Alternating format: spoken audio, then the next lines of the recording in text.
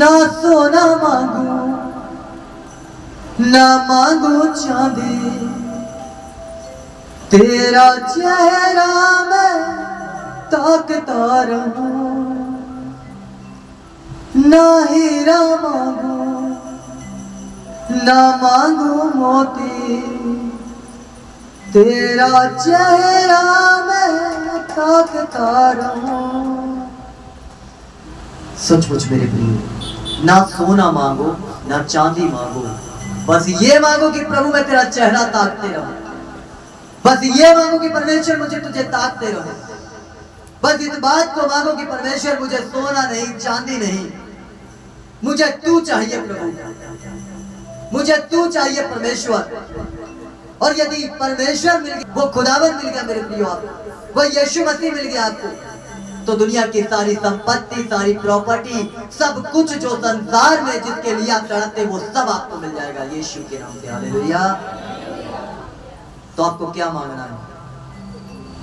यीशु को मांगना है, उस प्रभु को बुलाना है, उस खुदा को बुलाना है, उस परमेश्वर को बुलाना। आज के दिन, आज के सुबह मेरे प्रियो की परमेश्वर आपके जीवन में बड़े अद्भुत काम को करे।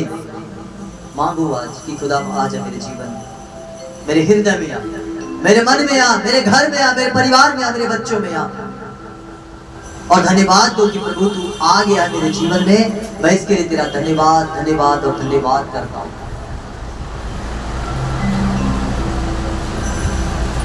परमेश्वर के द्वारा हमें धन कमाने की सामर्थ्य मिलती है। किसके द्वारा? परमेश्वर के द्वारा हमें धन, प्रॉपर्टी, संपत्ति कमाने की सामर्थ्य मिलती है। परमेश्वर का वचन कहता है कि जो यहोवा धन देता है उसके साथ दुख किसी भी प्रकार का नहीं मिलाता। जो परमेश्वर की ओर से धन होता है, जो खुदा की ओर से धन होता है, उसमें कहीं पर भी दुख नहीं पाया जाता, कहीं से भी कोई समस्या नहीं पाई जाती।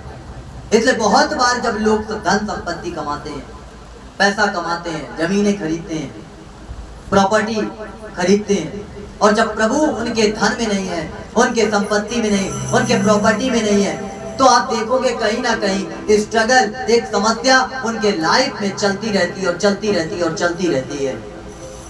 परमेश्वर का वचन कह रहा है कि वो आपको संपत्ति कमाने के लिए ताकत दे रहा है। व्यवस्था विवरण 8:18 में देखने पड़ा, वो हमको ताकत दे रहा है, वो हमको सामर्थ्य दे रहा है। लेकिन क्या मेरे प्रियो आज हम तैयार हैं उसे कमाने के लिए? बहुत बार अभी हम आत्मिक जगत में चले हैं, लेकिन आज सांसारिक जगत में भी आप देखो कि प्रभु आपसे कुछ मांगता है, कुछ चाहता है। हालेलुया। और आपको वो बढ़ोतरी देना चाह रहा है, आपको वो ऊंचा उठाना चाह रहा है। 2 कुरिन्थियों 9 अध्याय और उसका 6 पद निकाल के पढ़े, ध्यान से सुनेंगे सभी लोग। 2 कुरिन्थियों 9 अध्याय और उसका 6वां पद पढ़े। परंतु बात यह है जो थोड़ा बोता है, परंतु बात यह है कि जो थोड़ा बोता है वह थोड़ा काटेगा, वो थोड़ा काटेगा भी। हाँ। और जो बहुत बोता है, जो बहुत बोता है वह बहुत काटेगा, वो बहुत काटेगा। जो थोड़ा बोता है वो थोड़ा काटेगा भी। आप खेती करने वाले हैं, मान लीजिए आपकी 1 एकड़ की जमीन है। अब 1 एकड़ में आप आधे खेत में ही बो रहे हैं, तो क्या आप पूरे खेत की फसल काटेंगे? काटेगा कोई?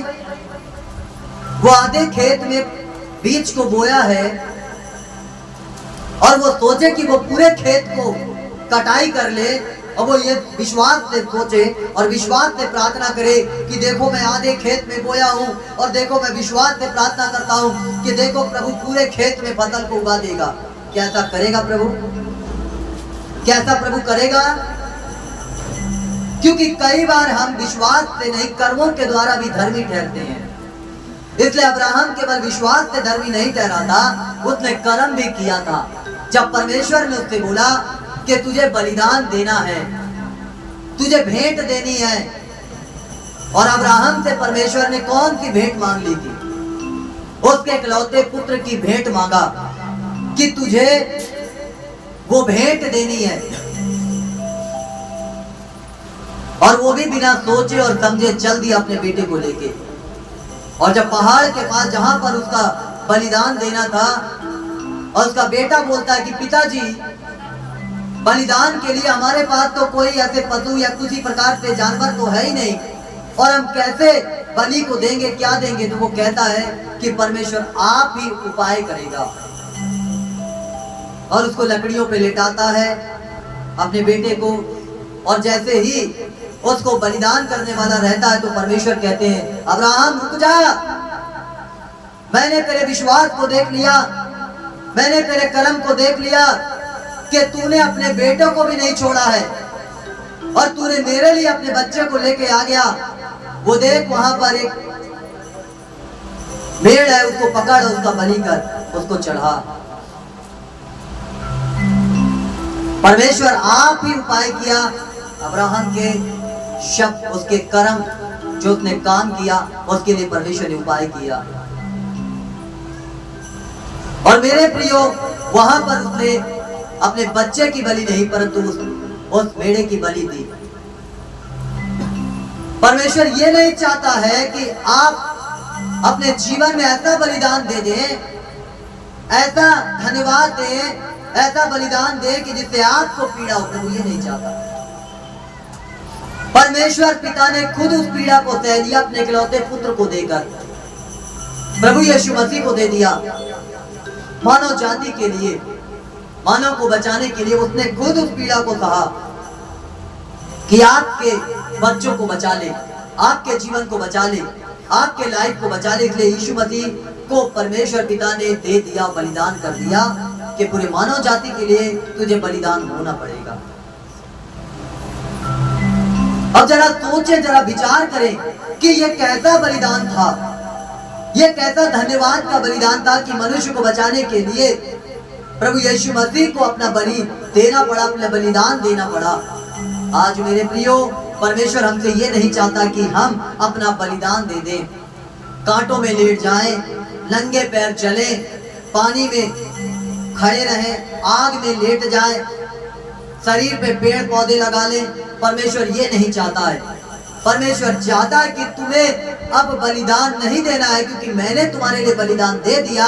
अब तुम्हें केवल धन्यवाद देना है कि प्रभु तूने मेरे अपराध और मेरे पापों से बचा लिया, मुझे छुड़ा लिया है। मैं इसके लिए तेरा धन्यवाद करता हूँ, धन्यवाद करती हूँ। हालेलुया। मेरे प्रिय प्रभु आज आपको ये सिखाना चाहता है। परमेश्वर आपको ये